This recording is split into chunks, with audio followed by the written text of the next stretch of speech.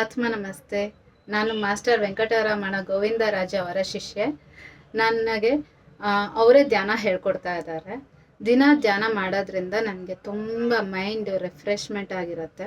ಅಂದರೆ ತುಂಬ ಶಾಂತವಾಗಿರುತ್ತೆ ಮತ್ತು ತುಂಬ ಒಳಗಡೆಯಿಂದ ಪರಿಶುದ್ಧವಾಗ್ತೀವಿ. ಇನ್ನರ್ ಪೀಸ್ ಅಂತಾರಲ್ಲ, ಇನ್ನರ್ ಬ್ಯೂಟಿ, ಆ ಇನ್ನರ್ ಬ್ಯೂಟಿ ಬರುತ್ತೆ ಮಾಡೋದ್ರಿಂದ. ಆಮೇಲೆ ಒಳಗಿಂದ ಹೊಸ ಉತ್ತೇಜನ ಬರುತ್ತೆ. ಉತ್ತೇಜನ, ಪವರ್. ಆ ಪವರ್ ಇದ್ರೇ ನಾವು ಏನಾದರೂ ಸಾಧಿಸ್ಬೋದು. ಆಮೇಲೆ ಆ ಪವರಿಂದನೇ ನಾವು ಬೆಳಗ್ಗೆಯಿಂದ ರಾತ್ರಿ ತನಕ ಎಷ್ಟೇ ಕೆಲಸನಾದರೂ ಮಾಡ್ಬೋದು. ನಾವು ಕೋಪ ಮಾಡ್ಕೊಳ್ದಿದ್ದಂಗೆ ಇರ್ಬೋದು, ಸಮಾಧಾನದಿಂದ ಇರ್ಬೋದು.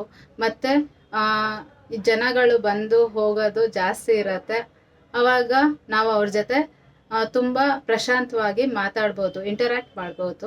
ಆವಾಗ ನಮ್ಮ ಕೆಲಸದಲ್ಲೂ ಸುಲಭ ಆಗುತ್ತೆ.